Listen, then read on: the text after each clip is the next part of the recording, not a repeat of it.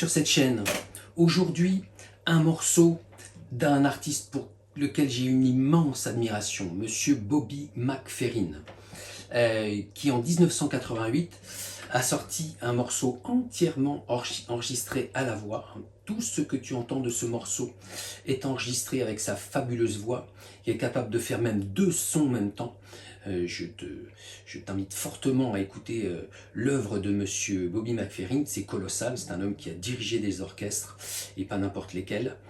Eh bien, ce musicien, en 88, donc, a sorti un morceau a cappella, qui a été au top des ventes. Il a été album, il a reçu pas un album, titre de l'année, il a reçu un Grammy Awards comme chanson de l'année, donc sur cette période-là en 88, et puis on entendait ce morceau en boucle sur les ondes. Il était premier des écoutes aux États-Unis pendant plus d'un mois, de mémoire. Et de ce que j'ai lu, de mémoire de ce que j'ai lu.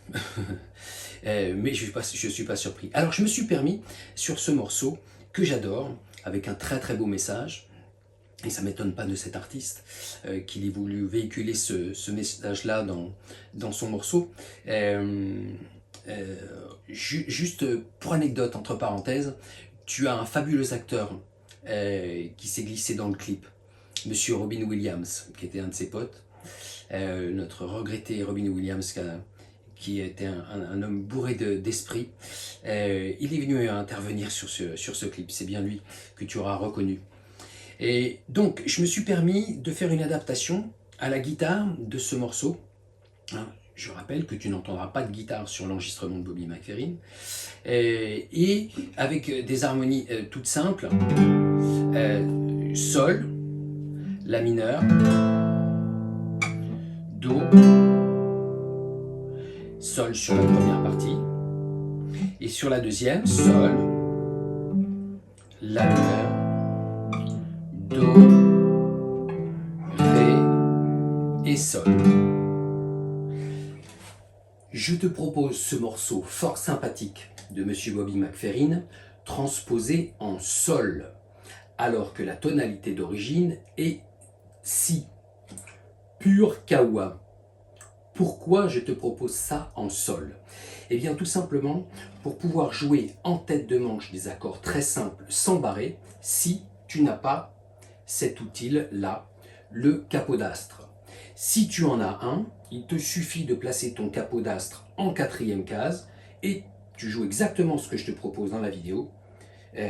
Avec ce capot placé là, tu seras dans la bonne tonalité, la tonalité d'origine du morceau que tu connais de Monsieur Bobby McFerrin. Je rappelle qu'un capodastre, alors il y a plusieurs modèles, petit point quand même de détail, attention, il y a des modèles pour guitare classique à manche plat et des modèles incurvés pour des guitares folk. Ne te trompe pas si tu en commandes un. Et ça a quand même pour objectif, un capodastre, de raccourcir la longueur de vibration des cordes et donc de te permettre de t'adapter certaines fois à certaines tonalités juste avec cette petite pince. C'est super pratique. Et non pas ça, les claviéristes. Par la suite, dans cette vidéo, je me suis permis de te proposer une petite analyse des cadences harmoniques sur lesquelles repose cette jolie mélodie. Que la tonalité soit envisagée en sol, en si ou dans d'autres tons, et bien évidemment les cadences harmoniques restent les mêmes. Et the cherry on the cake, à la fin de la vidéo, je te mets à disposition un accompagnement en sol, l'autre en si avec le capot, une mélodie en sol et l'autre en si, pour que tu puisses accompagner les mélodies et éventuellement jouer les mélodies sur les accompagnements. C'est tip à top. Allez, rentrons dans le vif du sujet. Alors, ce morceau, pour ce qui concerne l'accompagnement, nous donne l'occasion, dans ce que je te propose d'en faire, bien d'alterner les basses sur des accords de base. Là, vraiment, je te joue des accords de base en tête de manche. D'ailleurs, tu peux retrouver sur mon site internet l'onglet pédagogie des accords sous cette forme-là que je te propose à l'état basique en tête de manche, en te précisant quelle nature de notes tu as sous les doigts.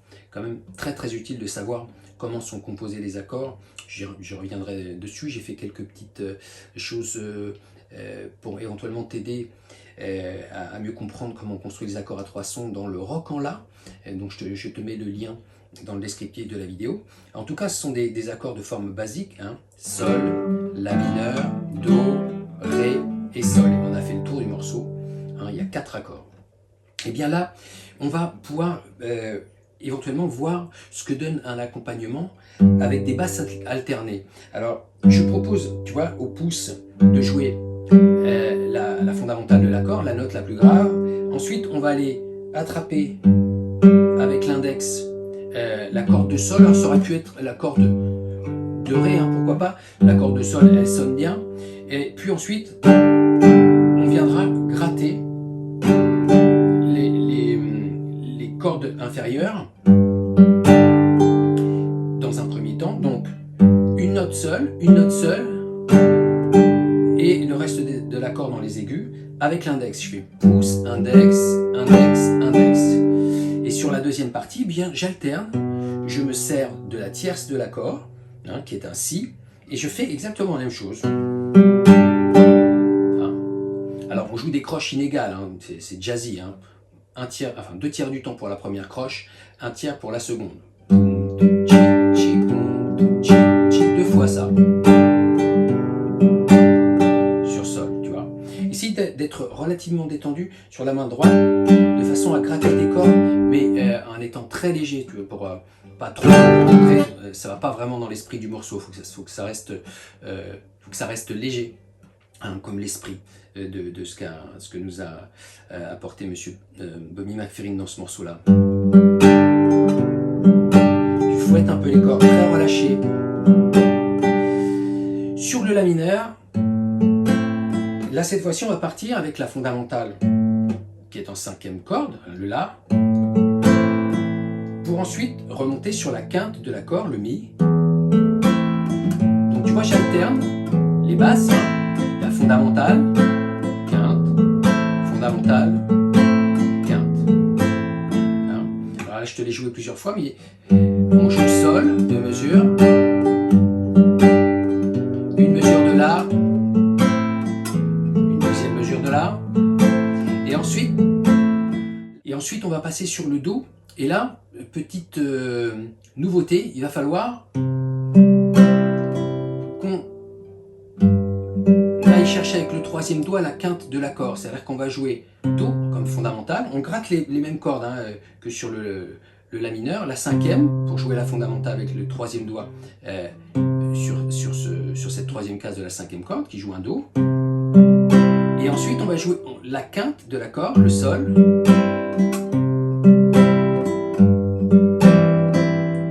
Sur Sol, sur 2 mesures.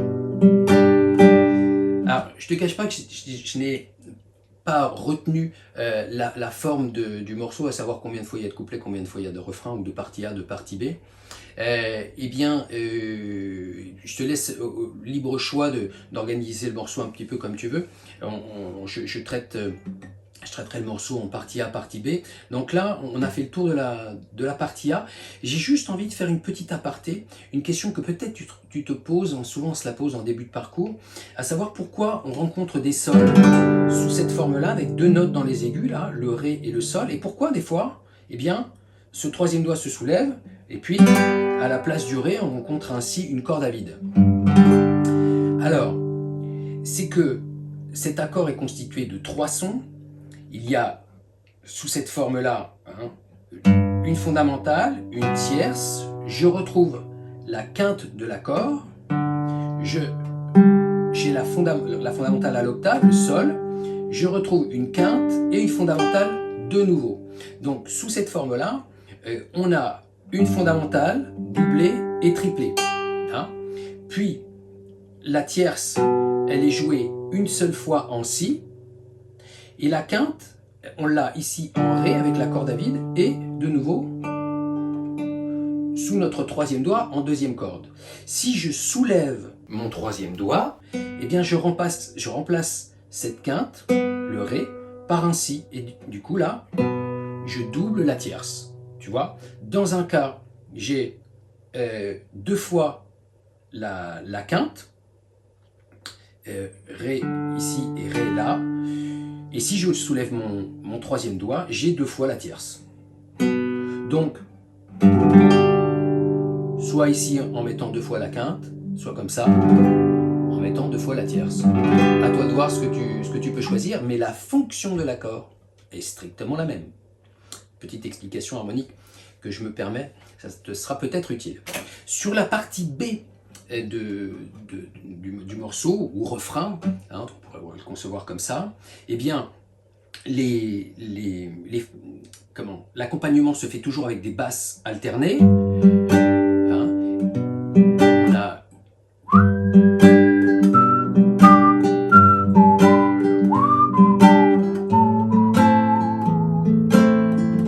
deux mesures de la mineure, mais par contre on va rester une seule mesure de Do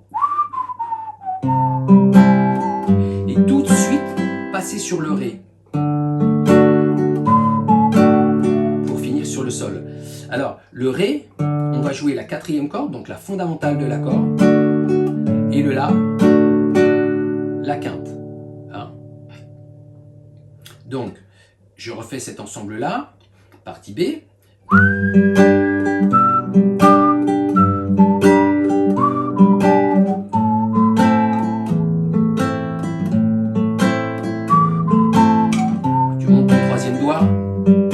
Ré.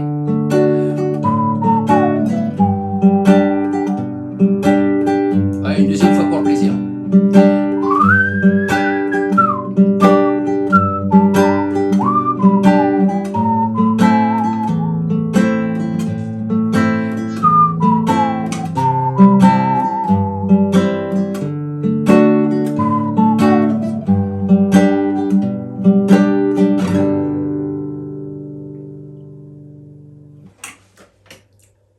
Ce morceau est en Sol majeur.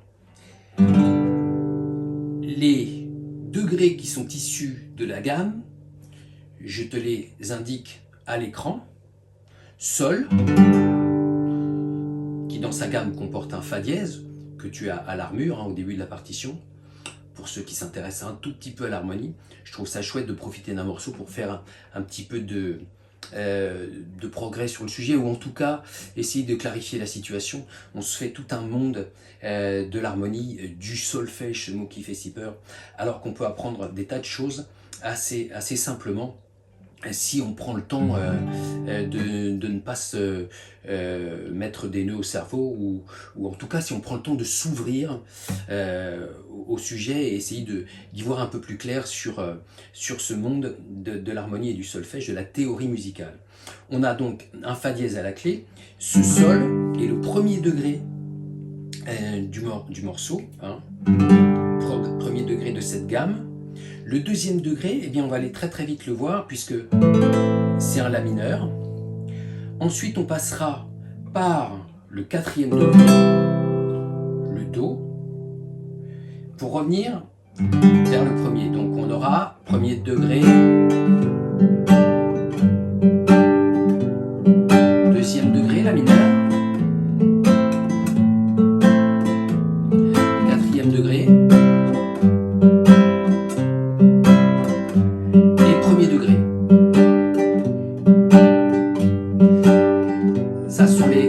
harmonique de la partie A, où on pourrait éventuellement envisager qu'elle puisse s'appeler le couplet, sur le refrain.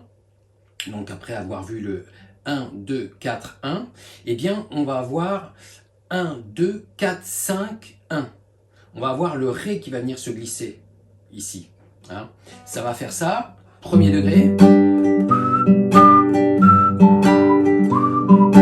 deuxième degré, La mineur,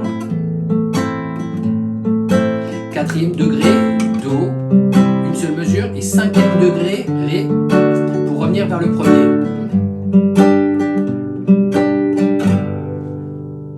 Bien, des cadences communes et pour autant extrêmement efficaces. Ne t'en prive pas. Hein, je trouve ça chouette de prendre un petit peu le temps de voir quelle cadence harmonique on avait pour accompagner ce morceau. Maintenant, pour ce qui concerne la mélodie. Alors, je regarde ma petite partition que j'ai à mes pieds pour pas me tromper sur notamment les figures de silence qui s'y glissent, parce que c'est ce qui fait tout le charme de ce morceau. Il y a pas mal de figures de silence à respecter. Je trouve ça très chouette, ça me donne l'occasion quand je propose ce morceau à mes élèves, justement, de faire un petit point sur la durée des notes et un petit point de théorie musicale. Et on commence donc par un soupir, et on a 1, si, ré. Hein, alors on joue des croches inégales, hein, c'était déjà le cas. Croche inégale, c'est 2/3 du temps, 1/3 du temps. De nouveau, je te fais apparaître ça à l'écran. Hein, on joue ces croches de cette façon, ça les jazzifie, ça donne un côté swing, très sympa. Et donc, dans la mélodie, de la même façon, on les joue inégales, sinon ça mettrait un peu le bazar. Donc on a 3, 4 et 1, si, ré. Alors, tu as une croche liée à une blanche. Donc quand on relie 2 notes, si tu t'intéresses un tout petit peu quand même à l'écriture de la musique, eh bien quand on relie 2 notes, on additionne la durée. C'est tout aussi vrai sur les tablatures, mais la plupart du temps, on te met sur la tablature la première note, puis on met rien en dessous. Hein. Sache que la durée des notes s'additionne là, donc on a un demi-temps plus 2 temps, ce qui nous fait 2 temps et demi. Ensuite, on arrive à la mesure 3 et on a 1, la, sol, si, sol, la. Pareil, une croche liée à une noire, puis si, sol, sol, un soupir, puis une demi-pause pour 2 temps, ce qui nous fait en tout 3 temps de silence dans cette mesure. On a de nouveau une demi-pause, un soupir, et si, sol, sol, 2, 3, 4, et enfin une pause pour finir la partie A du morceau. Quand tu redémarres, n'oublie pas de bien respecter le soupir que tu as au début de la partie. Et pour la partie B, ou refrain, on démarre sur le premier temps avec Sol, une blanche, Mi, Ré, Mi, La, Si, Ré, Si, La, Sol, La, Si, La. Une blanche pointée que j'ai reliée à une noire pointée. Donc on a 3 temps, 4 temps et demi en tout. On ne peut pas dire qu'on soit au demi-temps près. Ensuite, je t'ai mis un demi-soupir pour repartir sur Ré, Si, La, Sol, La, Si, La, donc que tu viens d'entendre. Et ensuite, Si, La, Sol, Mi, Sol. Alors tu vois, je ne me suis pas compliqué la vie pour ce qui concerne les doigtés. En première case, je mets le premier doigt. En deuxième case, j'aurai le deuxième. Et en troisième case, le troisième. Hein, c'est relativement simple et c'est très chouette quand on veut commencer à jouer des petites mélodies fraîches. C'est tout à fait le cas pour ce morceau. Profite bien de ça, et en tout cas, j'espère que tu pourras t'amuser à jouer éventuellement sur l'accompagnement que je te glisse. Je vais le mettre en accompagnement simple sans la mélodie, avec la mélodie. Bref, tu pourras t'amuser sur cette vidéo à jouer ce morceau. Ne t'en prive pas, c'est un vrai régal. Merci à monsieur Bobby McFerrin de nous avoir livré autant de merveilles sur son parcours de vie. Profitez de l'œuvre de ce grand monsieur. À très bientôt pour d'autres aventures. 1, 2, 3, 4 et...